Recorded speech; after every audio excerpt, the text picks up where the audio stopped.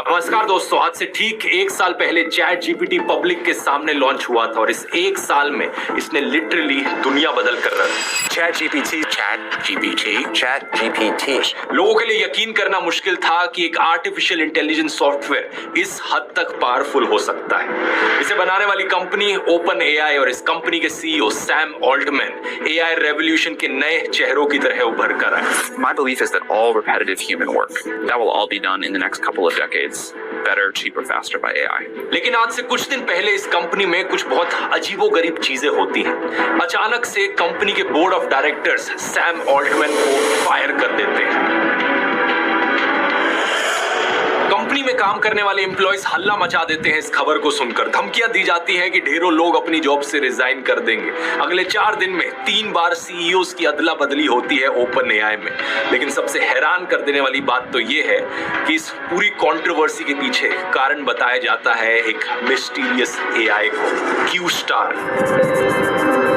सही सुना आपने, सैम ऑल्टमैन को फायर किए जाने से कुछ दिन पहले कंपनी में काम करने वाले रिसर्चर्स ने एक चिट्ठी लिखी थी कंपनी के बोर्ड ऑफ डायरेक्टर्स को।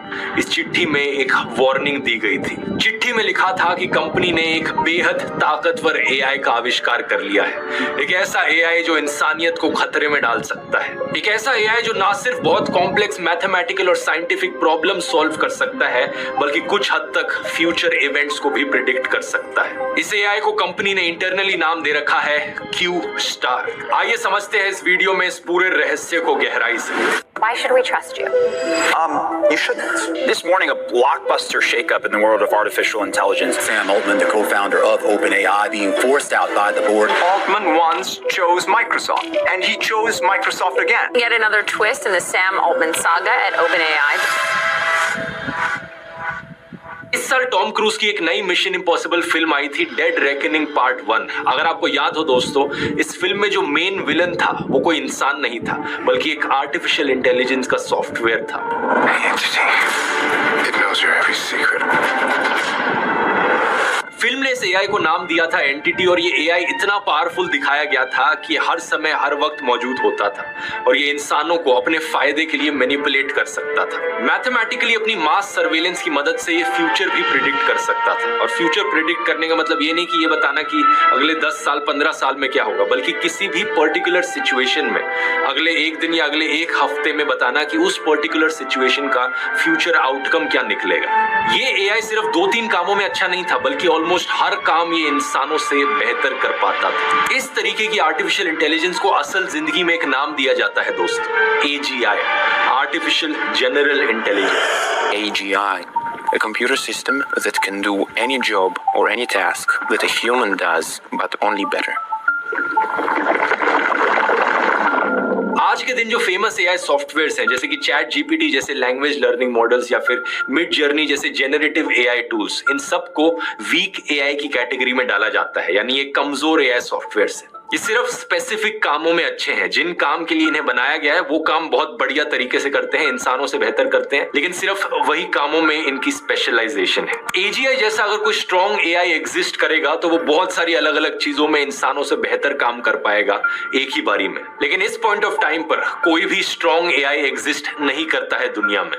ओपन एआई कंपनी की साल 2015 में स्थापना करी गई थी एक नॉन प्रॉफिट के तौर पर, और इस कंपनी को बनाने के पीछे सिर्फ एक मकसद था, एक ऐसा आर्टिफिशियल जनरल इंटेलिजेंस बनाना, AGI बनाना जो इंसानियत को बेनिफिट पहुंचाए।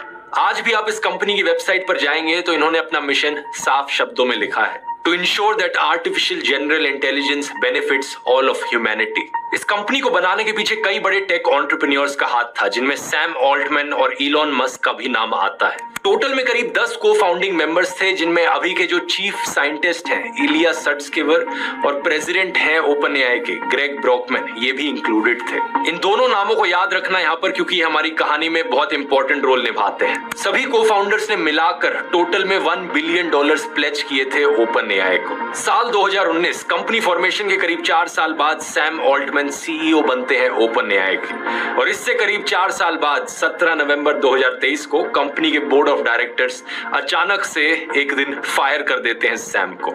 ऐसी बड़ी कंपनीज में, अगर आप नहीं जानते दोस्तों, एक बोर्ड ऑफ डायरेक्टर्स होता है जिनके पास ज्यादातर केसेस में पावर होती है कि वो सीईओ को फायर कर सके और हायर कर सके। रूल्स के अनुसार ये एक नॉर्मल चीज है बोर्ड ऑफ डायरेक्टर्स के पास इतनी पावर होना। ओपन एआई के इस बोर्ड में 6 मेंबर्स थे।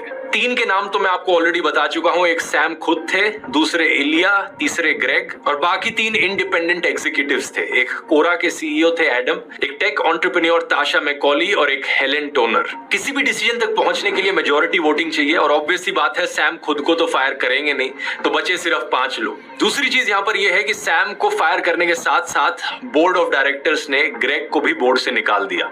वीडियो कैसी लगी कमेंट में ज़रूर बताना। चैनल में नए हो तो सब्सक्राइब कर लेना। फिर मिलते हैं अगले वीडियो पे।